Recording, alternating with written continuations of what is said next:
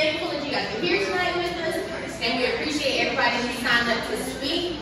Tonight we don't have a ton of people speaking, so we will have a little bit of time at the end for open mic type deal. So if you've got something you'd like to talk about, your business ventures, your entrepreneur endeavors, feel free to come up and get with either myself or Emily. She's probably running around the room with a camera, and you're more than welcome to jump in and participate tonight. So we're excited. I'll get started. I guess I'm kind of on the roster tonight. Just want to give you guys a little bit of overview of the exchange. If this is your first time here, we are the E.A.S.T Exchange. We are here to support the small business, the entrepreneur, all the business development, and just helping people get what they need to start successful small businesses or whatever endeavor they have that they're trying to pursue. We are fully staffed here and operational Monday through Friday, 8 to 5. We make some exceptions if necessary because we do have conference rooms and things available that people who are members can utilize. So if there's anything we can ever do for you here at the Exchange, feel free to stop by during the week or get our contact information today while you're here. We'd love to meet you and show you around the building and all that good stuff. If you've never had a tour of the building and you'd like a full tour tonight prior to everybody speaking and doing their thing, just let one of us know. We'll be glad to give you a guided tour around the building. Or you can feel free at the end to take the elevator or the stairs up and kind of give yourself a free roam tour of the building. I did want to take a minute to talk a little bit about a few events that we have coming up. Of course, the Gig Gab, which is what you're here for tonight. We're starting to do that on a recurring monthly basis. So we're going to try to do the 4th Thursday of every month. So if you want to go ahead and pre-mark your calendars for that so that you're aware of, when it's going on, what we're doing, we'd love to have you. It'll start at 7 o'clock. That's our tentative time for it. So be thinking in advance if it's something you'd like to participate in next time after tonight. We also have the summit coming up. We're busy planning that, and we're hoping that everything goes well and that we are able to host it this year, but we really want to shine a light on all the greatness that we have coming out of Wilson itself this year at the summit. We have a lot of great, amazing things that have taken place here, and we just really want to shine a light on all the greatness that's going on. We have that scheduled right now for the 15th, right? Looks like I know I had those days. So the 15th is for the actual summit. There will be some a pre-event prior to that on Thursday night, and some of that publication is already out and more information is coming. But we're super excited about the summit and all the things that we have going on here in Wilson. So if there's any questions or anything before we get started, we'll go ahead and jump in and get our first speaker up tonight. I don't know if you were here last time, but we have a timer here set for 5 minutes tonight. For 5 minutes, if you have something to say for 5 minutes, that's great. If not, once you're done, we'll just move right into questions for you. So, free flowing, no pressure, really laid back environment. So we're hoping to have a good time. And so we're going to start off tonight with Mr. Michael. Right out of the gate. Right out of the gate. Somebody in hot. That doesn't seem right. Right across the street, you guys. He works right across the street from us. So we're excited to have a neighbor here tonight. So thank you.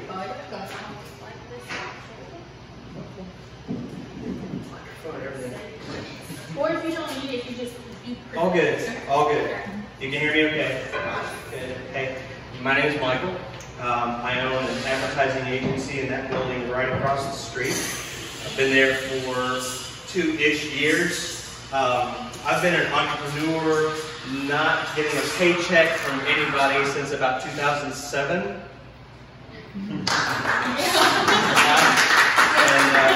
And I've actually survived.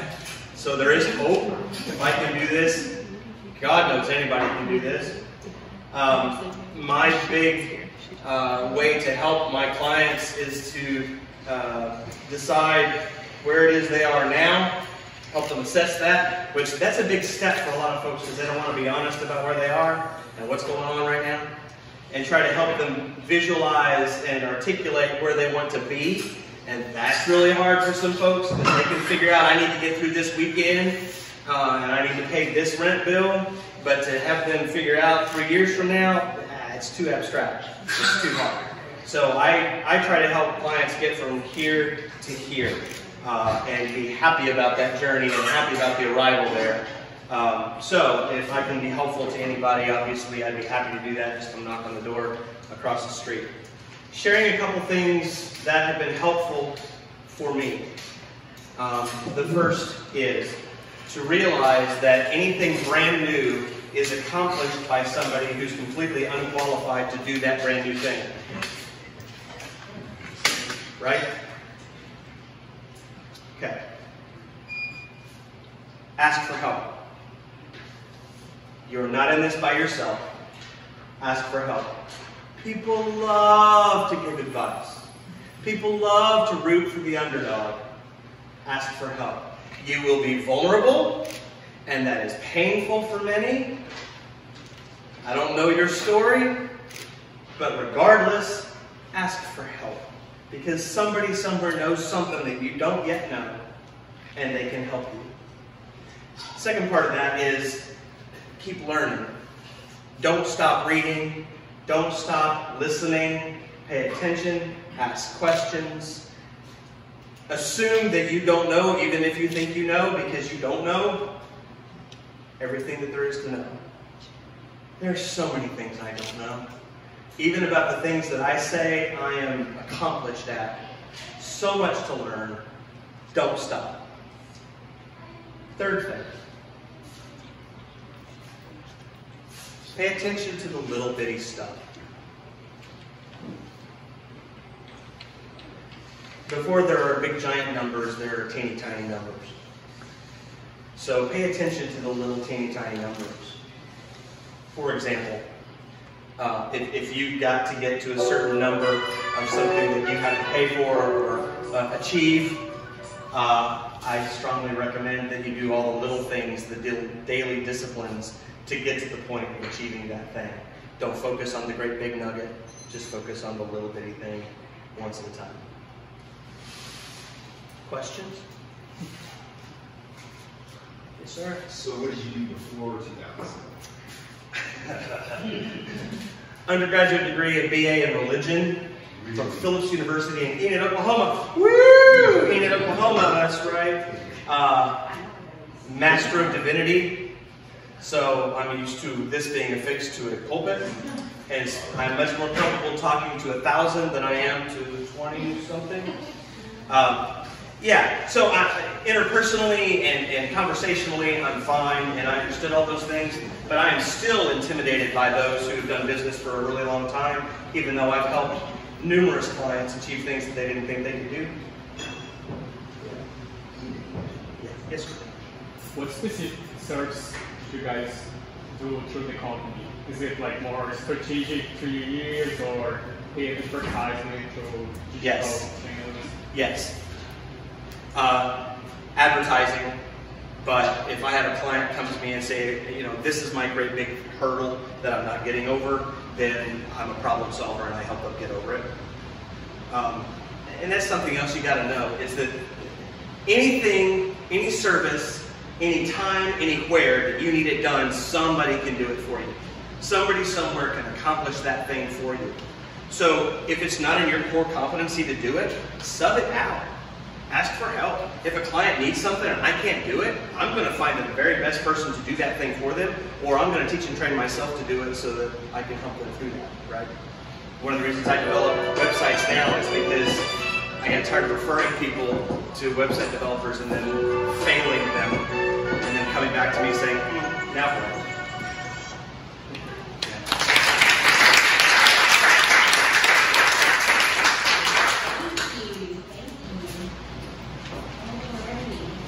Next, we have Miss Kalia Hamlet. She has an exciting weekend coming up, so this is a big deal for her. So we're super excited and welcome her to the downtown family. Thank you. Hello, you guys. My name is Kalia Hamlet. I am the owner of 252 Black Wall Street and now 252 HQ. 252 HQ is opening up this weekend, this Saturday at 11 a.m. We're at 222 Tarboro Street, historic downtown Wilson. I was told to plug that in.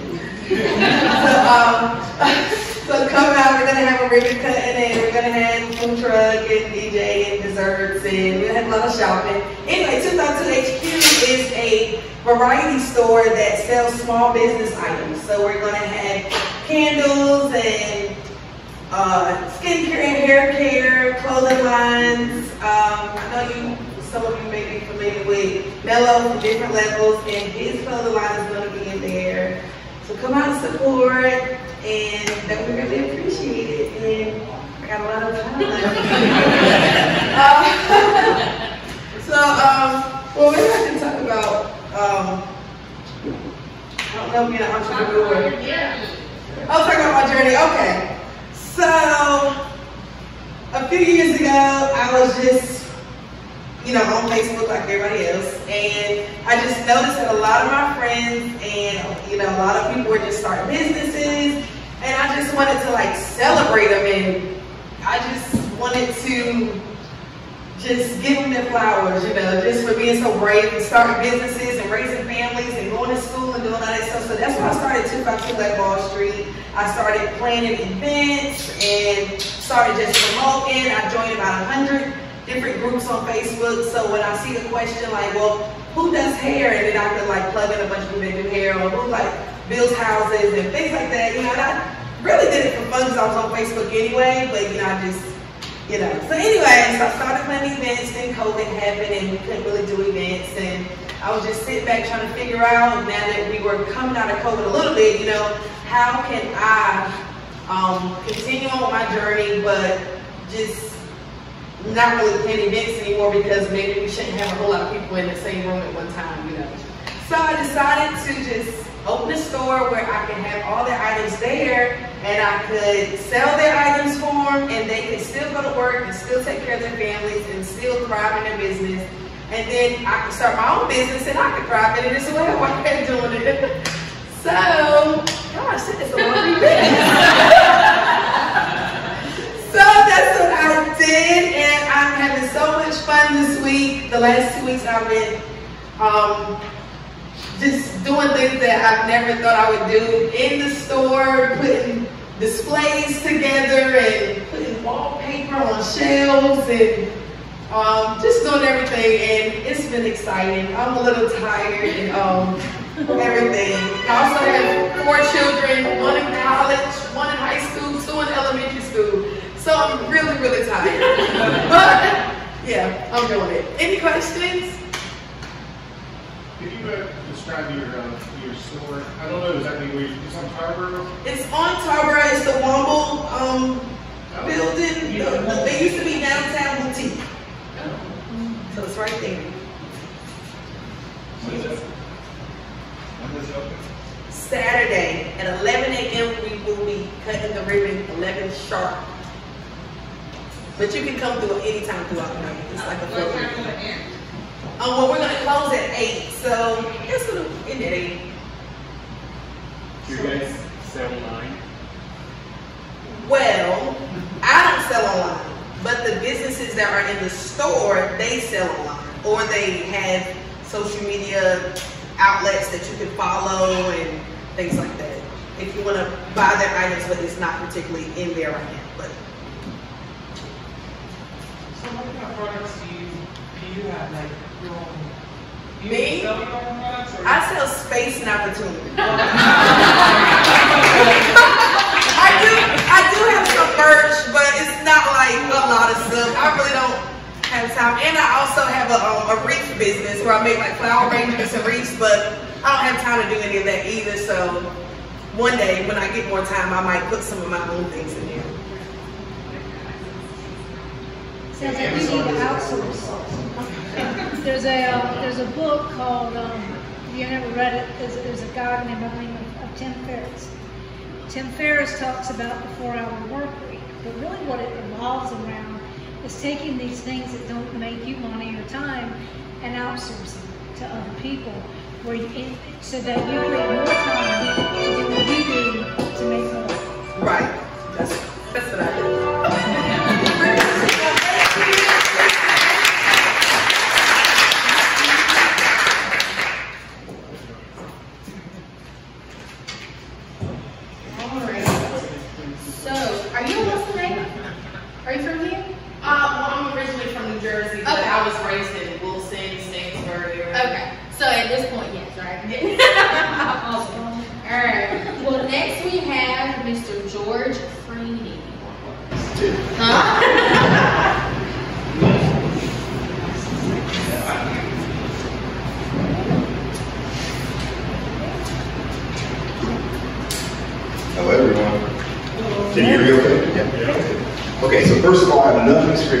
because, of course, Emily and Mike were all on the Where We Get Festival board meeting today, and so Emily says, I got something for you.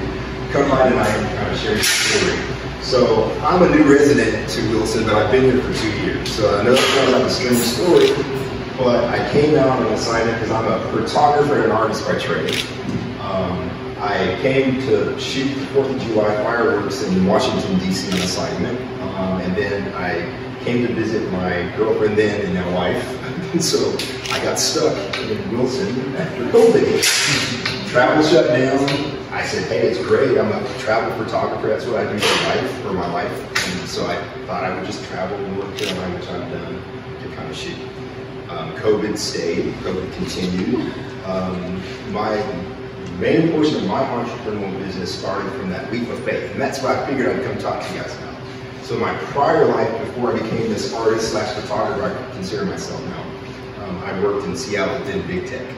That life I thought was happy for me. I decided that I found a different happiness, and I need to find that happiness in what I enjoy doing. I remember watching the episode of Oprah where she kind of talked about the next thing you want to do in your life, make sure it's something that you enjoy and you can leverage that and enjoy and have peace in it. I can tell you, as I stand here today, that was, took that leap of faith about 10 years ago. I'm standing here probably one of the happiest persons on the planet because I get to travel and I get to meet people like you. I've been in other communities. Before I was in DC, I lived 4 years in France where I worked on visa for 4 years, and I promise you guys this is the truth. All I did was just work on bed and breakfast, fly my drone around, and take pictures of guests that came to visit a bed and breakfast in France. So, is that my topic? So, after the visa, I had to make a choice. I said, okay, at 6 years, they're going to start leveraging me, saying, hey, you have to make it. You can be a French citizen, or you can go back to America. I made that decision to come back home.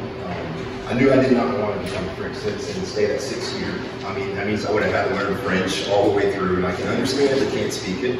So I came back to the U.S. What I didn't plan for was a world pandemic. I planned for everything. I'm a program manager by trade. I had everything lined up except for a world pandemic that shut it all down. Not 3 months ago, I was about to quit in this leap of faith.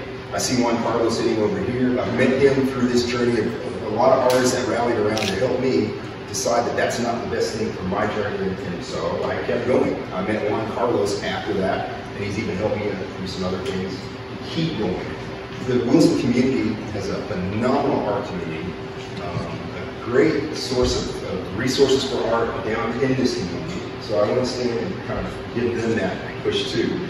I see Juan standing there. I know he's going to have questions for me now. So I'm going to open it up for questions. You start.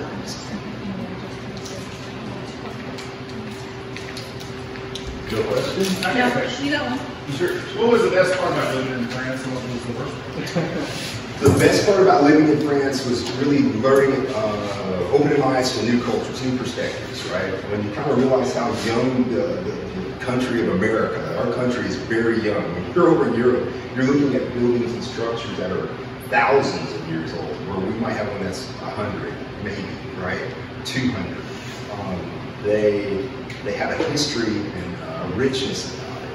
The worst thing about living in France is just being away from home, to be honest with you.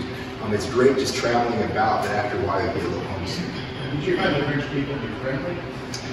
Depends on where you were. I was in South France, and no. If I went up north, where I like to hang out, and that's Paris, then yes, of course, they're a little bit more friendly to English. In South France, they forced me to speak French, and they made fun of me sometimes, so that wasn't always fun. But other than that, the women were nice, men are horrible. They're not very nice at all. Not to Americans, I'll say it that way. But it is that I'm home, so. You have examples of your work? I do. So I shoot a lot. So I consider myself now a creative photographer, meaning I shoot pretty much anything I want to, and I try to focus where I enjoy.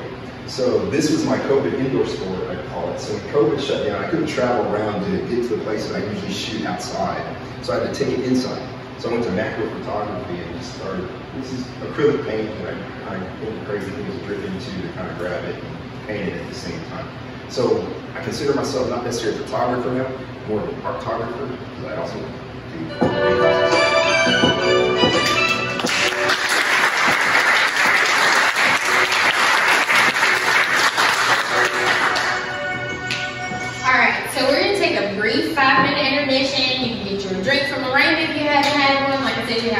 and snacks and soft drinks over here, and then we'll get back into it. So the timer, you'll hear it go off in 5 minutes for free. The bathrooms are this first door on the left, and yeah, we'll be back in a few minutes. Alright guys, we're going to jump back into it. Just gotta think about it. Just gotta think about it. I understand that. So our next person up to speak tonight is Miss Gordon Gray. Oh, did you just get coffee? Or did you? Okay. Kevin told me I was like, oh, yeah. Apparently, yes, He'll have it done for you by the time you're done. That I already got my tea. I needed something added to it, but it doesn't matter. It's alright. Okay. Perfect, and my co-founder shows up just in time. Look at that, just in time. Okay, hi everybody. My name is Arlene Gordon Gray, and I am obsessed with the future of work. I'm kind of like a future of work evangelist without sounding sacrilegious. And it's not like I'm like, oh my God, the robots are coming. It's more like I just see a lot of opportunity. With every industrial revolution, similar to the fourth industrial revolution, we have so much opportunity for change. For people to live full lives, like you said, about working and working for what you want, and letting some of those robots do the menial work. One thing we've also seen though is typically in these industrial changes, rural communities, underrepresented communities, marginalized communities are often the hardest hit, and they're often left behind in these changes. So my co-founder and I, we have Twin Counties Catalyst Collab, that's a mouthful, CATCO for short. We are working to think about how are we empowering individuals to help make it through these workforce changes that we're going to see.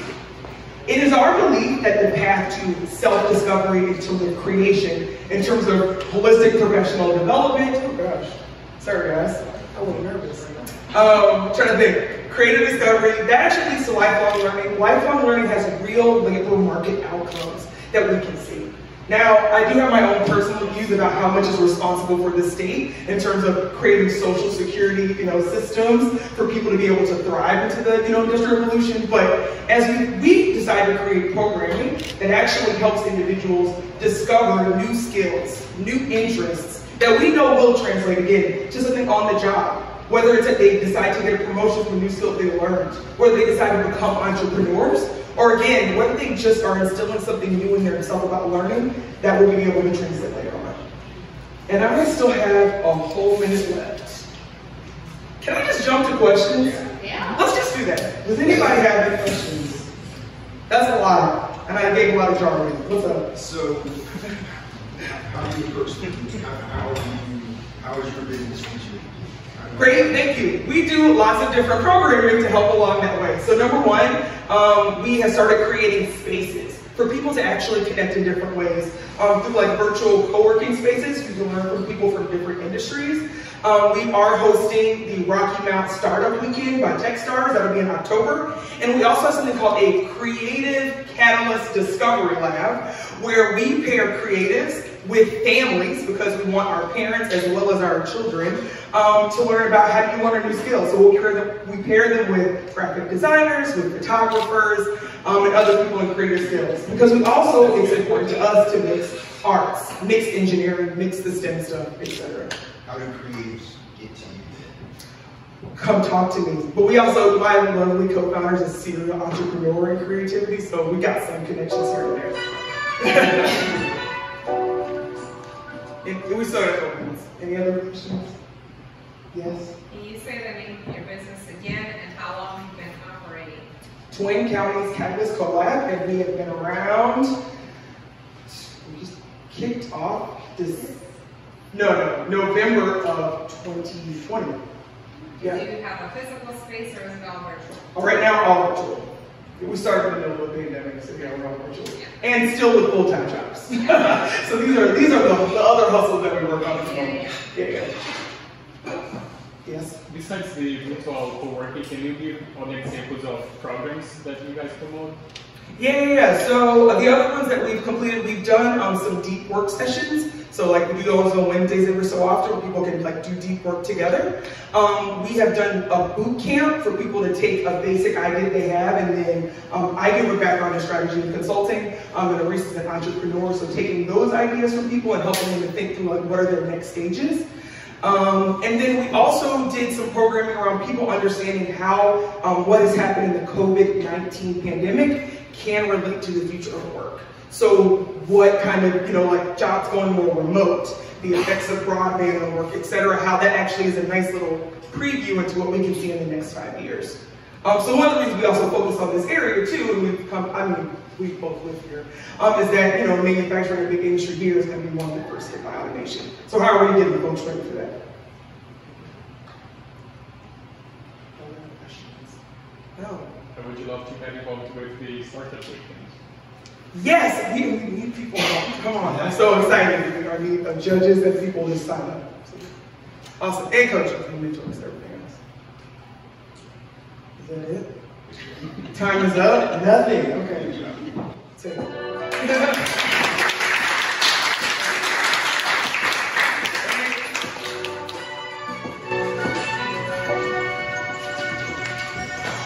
All right, so up next, we have Sammy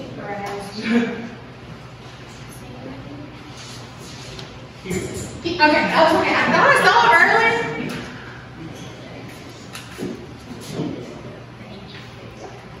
Okay, my name is Sammy Bradwell. I live here in Wilson, and I'm 69 years old, and I retired from EAST about 10 years ago. So I'm starting my second career, and what I'm doing is I've started one company called Samico Sonic Oil, and I started another corporation that is a C Corp that's registered for 100 million shares by Merle Mason, one of the best technology stock attorneys in the state of North Carolina. And the reason I set up the corporation is to sell shares of stock in the company to any investor to prove technology. What my company is doing is we are ultrasound energy technology development company. I don't know if you ever heard of ultrasound energy. If you go into a jewelry store and you get your jewelry clean, if he puts it in a solution, he's putting it in an ultrasound cleaner. Okay, it's like a vibrator. Think of a vibrator in liquid. Okay, but it's a very small and powerful wave. Okay, and so what we're using is not okay. Also, if you go to a lady's pregnant, she goes to the doctor, determine the sex of the baby, they use ultrasound for that, and they do ultrasound. They can do a lot of things with ultrasound. They look at your blood vessels. I mean, miraculous things. Is the energy has to be applied to a liquid. Okay, so what I'm dealing with is a inventor that's developed processes and they're patented. Right now, the inventor that I'm directly working with, we've got 4 patents, and then another company we work with has got 2 patents. So we're going to have a portfolio of 6 patents to start out with. And my goal is to start this company and go public in 3 years. And right now we're going to be selling equity at about $1 a share. And my goal, like I said, is to go public in 3 years at $10 a share through what is known as a SPAC offer. Okay? I would like to be the first company to come out of EAST that goes public. That would really be good. Okay? Now let me tell you, my inventor was a board certified physician. He was trained early in his training and career to use ultrasound energy by a man that also had expertise in the petroleum industry. Okay?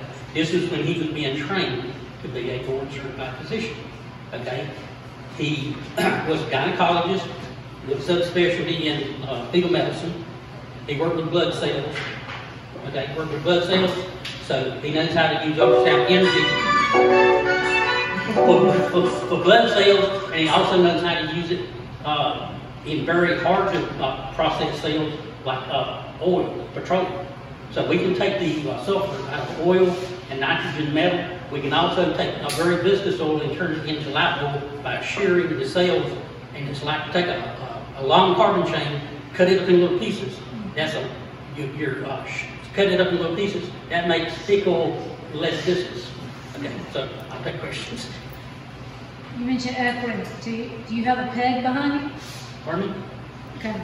I have a commercial banking background, so you mentioned equity, and then you mentioned going corporate, right? Yeah. You're selling shares. So a lot of times, folks have what's called a private equity fund. It's called a PEG group that comes behind them when they're doing something like that. Do you have one? What is the equity you're using to support yourself?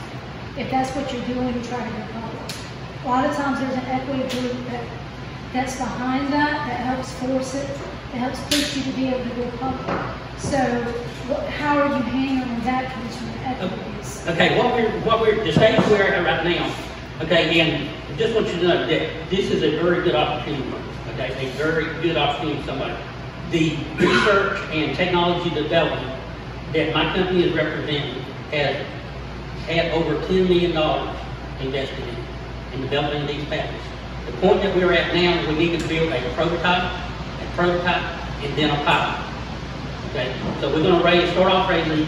Right now, the plan is to raise $500,000 to build a prototype for the petroleum process, and then raise $5 million to build a pilot. And I have interested partners. I could get over if I had my technology right now proven in the market. I could sign 50 to 100 customers.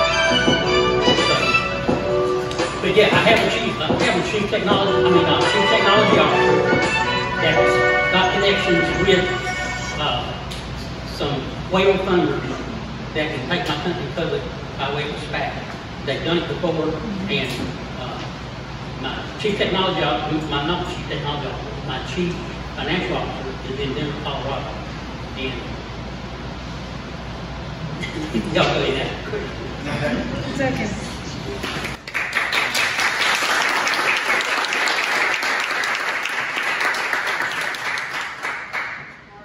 And last but not least, unless we have some people who want to come up and take a shot at it tonight,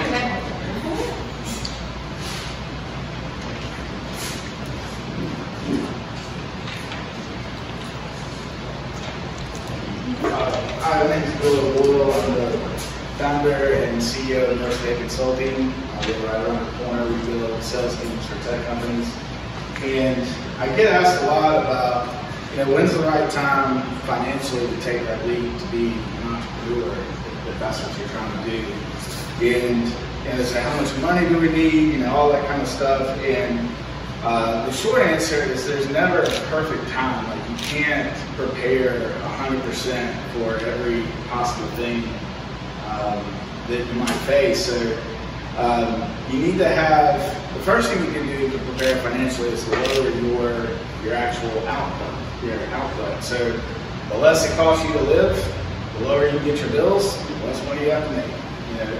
And then it also depends a lot on your sales cycle and network. So if it takes you a really long time to start a sales process from introducing yourself to actually closing a deal, then that's a longer amount of cash flow that you need to have. So if you're able to crank out sales right off the bat, and you've already got things lined up, and the less of the runway you need financially in reserves to do that.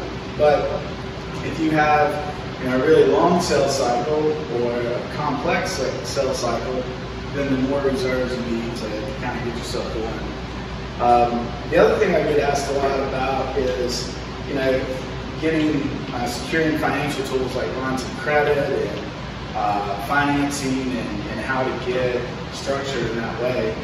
And the simplest thing is, they explain in my experience, is the earlier you are, the harder it is to get money. Most small businesses, particularly most banks, particularly larger banks, have a really hard time committing to entrepreneurs and making sizable loans and things like that. The longer that you're in business, the more likely you are to be able to get a line of credit or a loan have that secured, whether it be through your house or other things. But I found a lot of success working with community banks, particularly for smaller business. They are more likely to focus on your story and your journey and what you're contributing to the community, where it's someplace, a very large, multi-billion-dollar bank is not going to be as interested in what you've got going on, and not going to be committed to your story and your journey, things like that. So the other thing to do is really start out small when you're going to look for financial tools like lines of credit. Once you get to about 2 years, you've been in business and you can show tax returns, you can start having those kind of conversations. Any questions? What is your company do? We build outsourced sales teams, usually for tech companies. So we're generating leads for our clients to sell their products. So do you have like a SDR group? That's 100%. So how do you get your, like, is it, do you have an employee base here, or you're also I'm so glad you know what SDR is. He wants to talk about Yeah, we have an office right around the corner on Nash Street. We have 30 employees there. We have another office on Gold Street, or Green Street. We have about 10 employees there. Then we've got just purchased Warren Street right here, where we'll be at 75 employees. And what do you charge per week? Or what's your... We do a flat rate for employee. So you would say, I want 2 sales reps or 10 sales reps. So you pay us a flat rate for that, plus a commission for every lead we generate. Every lead that converts, or just every lead that's generated? That's on you. It's our job to throw the pitches, it's your job to hit it down the park. That's how we focus on what we can control. Have you found that Apple coming into the area that increases our push for you? Sort of. That pushed us here. So we had an office in Morrisville for, I started in Raleigh, so we were there for 5 years, and actually just shut down that office because of Apple and Google, and just a tremendous amount of VC money for a small business. It's hard to compete from a comp standpoint. So here, it costs half as much to live, and our salaries and our comp is twice as low. All right, thanks.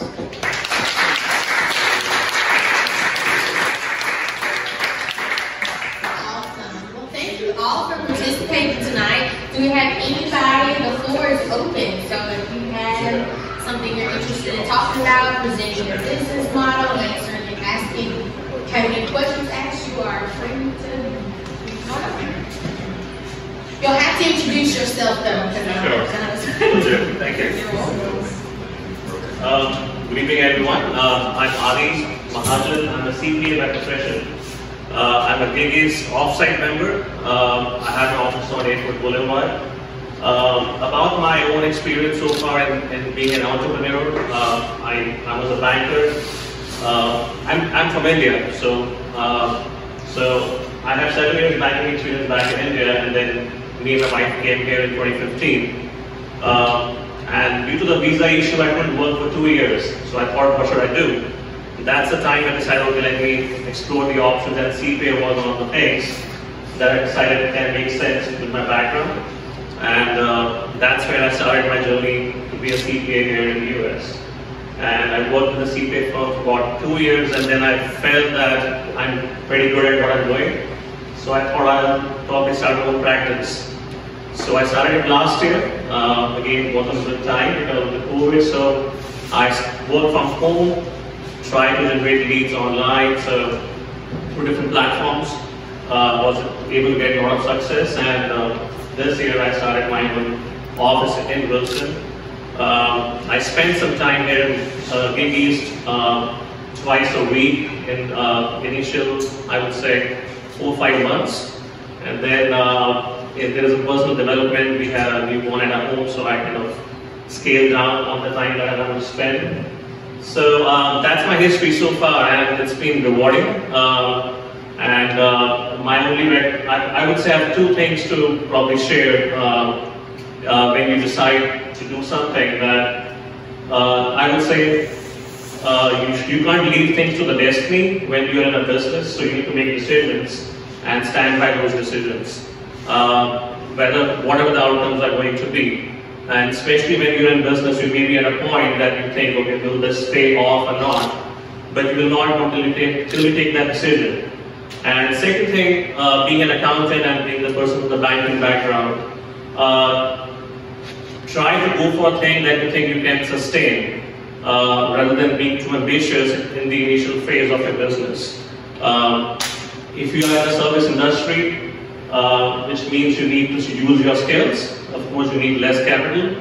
But if you're going for a more product-based business, it means you need to put more money initially in your business to buy inventory, and then of course you need to see how you can convert those products into sales. So think on those lines. Yeah, those are the two things. And third most important thing is, I've seen the US tax system is a bit complicated and a bit challenging for new business owners.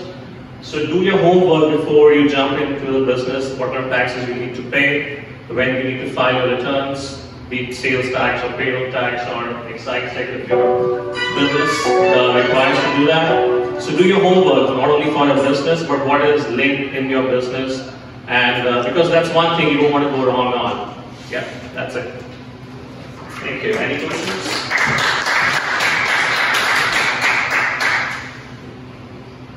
Yeah. How do you like having space here at the EAST Exchange, and do you like being in your office at your portfolio? As a matter of fact, initially I tried to get space here, I think initially, but I think due to COVID, the options are not open. But that was beginning of the year when the tax season started, and I was looking for a space. So I like this space, and especially today. This is my first time being here. And one common thing in all of the people who I have heard is the positivity and the exuberance for their own belief in their business and the things they are doing. And it gives a lot of inspiration to, not only to me and people who are sitting here and maybe thinking to start a business.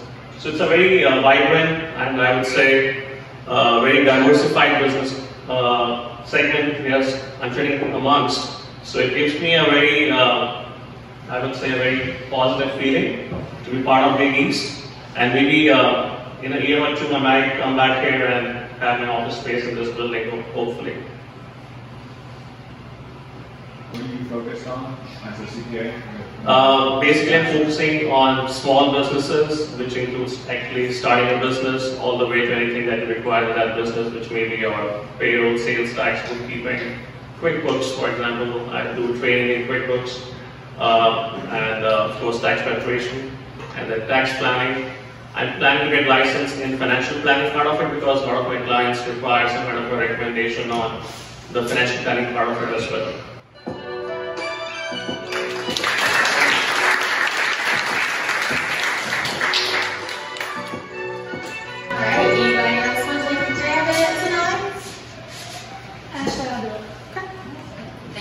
Introduce yourself. So my name is E.A.S.T. I've come to a couple of things. You've heard me mention I have a banking background. So I work for very large national banks. I work for Wells Fargo, and I have over 25 years of various banking experience. And specifically what I do for them currently is for one of their lines of business, I write credit policy. So I oversee the process. So I deal with a lot of different things. But I wanted to kind of get through takeaways this evening. Okay?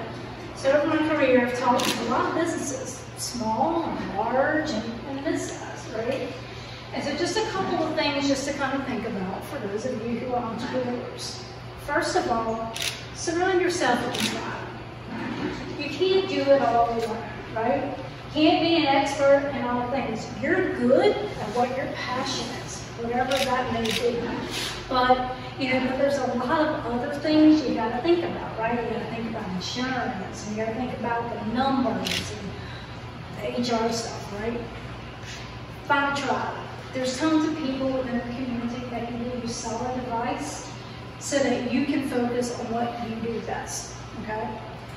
Number two, you know, it can seem really overwhelming when you got to think about all the little things you got to think about, right, with the business. And, you know, I've managed large teams, and I used to have team members who would get really just flustered. Oh my God, what do I do? All these different things. Same thing if you're an entrepreneur, right? And what I will tell you, how do you eat a hamburger? Think about it. How do you eat a hamburger? You eat it one bite at a time. If you eat the whole thing, you're going to choke, right? So take it in little bits, right? Don't feel like you got to digest it all at once. It's too much. Take it in bits. So in other words, take it slow. You don't have to go from A to Z overnight, right? You're going to get there little bit by little bit, okay? And then the last thing, and this is just overall, not only as an entrepreneur, but just being a good citizen. Be curious. I used to tell people all the time, one of my favorite sayings is think like a 5-year-old. Can you imagine telling adults to think like a 5-year-old and how they look at you? Perplexed, right? But at the end of the day, what it means is be curious. Well, what does it mean to be curious? Being curious means asking questions. So whether it's the world around you, it's the person that you're talking to, it's the situation that you're looking at, it's the customer that's in front of you, it's your industry. Ask questions. Who, what, when, where, why, right? Because you're going to grow, and then you're going to connect better with that person. And that concept can be applied to business, community, art, science, and entrepreneurship.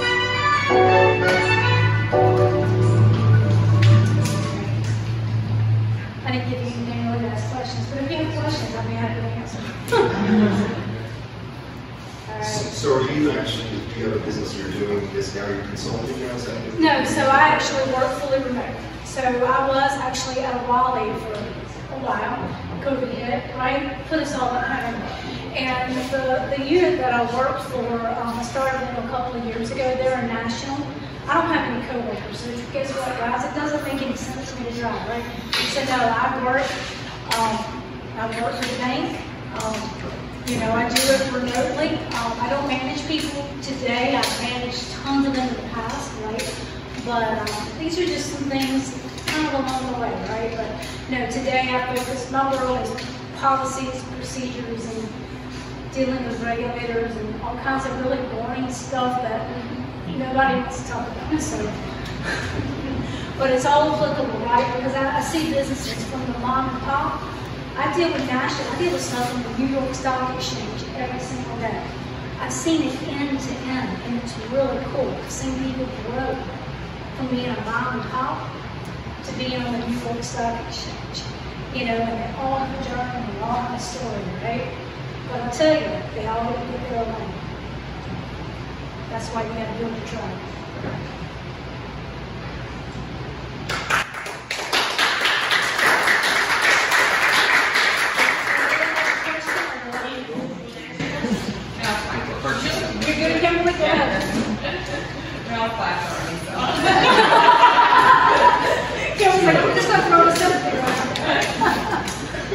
All right, anybody else tonight?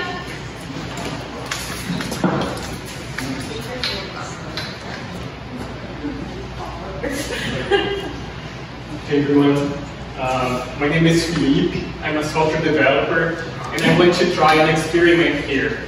I would like to donate 40 hours of my expertise as software developer. I have been working for 7 years building web systems, mobile webs, backend, all that stuff. So I want to give back to you 30 seconds, 45 seconds. Tell me one of your ideas, something you want to automate, something you want to make easier on your life, and we might work together. And I will give you the code and the solution, and I don't want nothing back. I just want the opportunity to work on your project.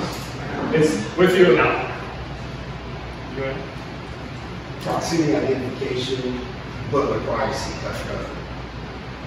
How would that be again? Proximity identification, right? So if I want to, it's Alzheimer's. Okay. So if I'm actually traveling on my Alzheimer's, it will alert her to that.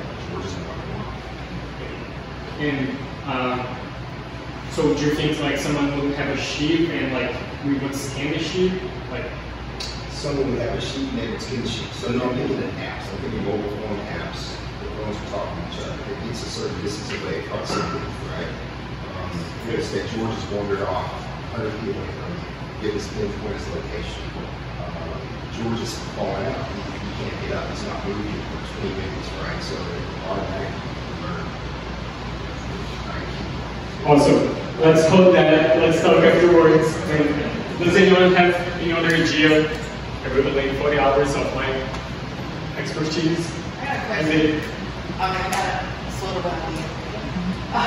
About a year or two ago, I created a coupon book that had different deals from local Black-owned businesses. What about an app that was like on a phone and they can just like QR codes or scans or something, and they can use it with different businesses? That's a good idea. We can talk about that as well. I don't necessarily we need to build something from scratch.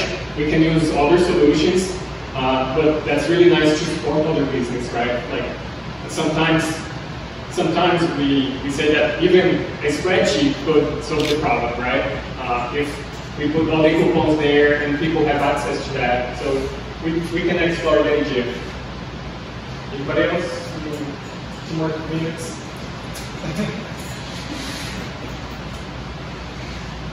One of the things that I do in advertising is I have in-store or in-business digital signage, and I need salespeople for that. And I'd like to develop an app so a college student can download it and walk up to a restaurant in Chapel Hill and find the owner and say, "When you watch a 1-minute video, open the app and play the 1-minute video," and they can subscribe to my service within the app.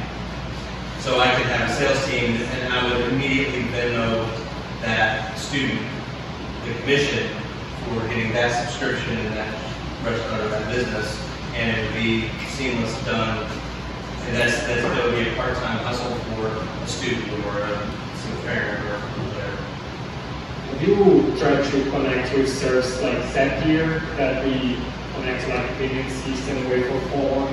Like, have you used something like that? Do you think something like a Google form that automatically sends you the payment and yeah, I've already got the subscription service built into my website, but if I had an app that somebody downloaded, that would be a part-time job for them, and they could just open it and display whatever it is I want that, and we could do it by industry. So, yeah. What's the biggest benefit between having the website and the app? Like, would the website? I think the app would be more universally used as opposed to the website and going to. That's just an idea. Perfect. Yeah. We can talk about installing websites as an app on your phone. Like that's a possibility. Yeah. Anybody else? 35 seconds. Yeah. It's not related to my business. It's crazy low-hanging fruit. But we have like a burgeoning like food truck culture that's happening amongst the 3 counties. But everybody just like posts on Facebook, or they post on their personal IG page. We kind of need like a local tracker that people can utilize better. It would also be nice to incorporate things like places where people can like get together or have Wi-Fi included, like for our more local workers. We love that. And we'll love to come back from reviewing and John to be here. Thanks, guys. And let's go afterward.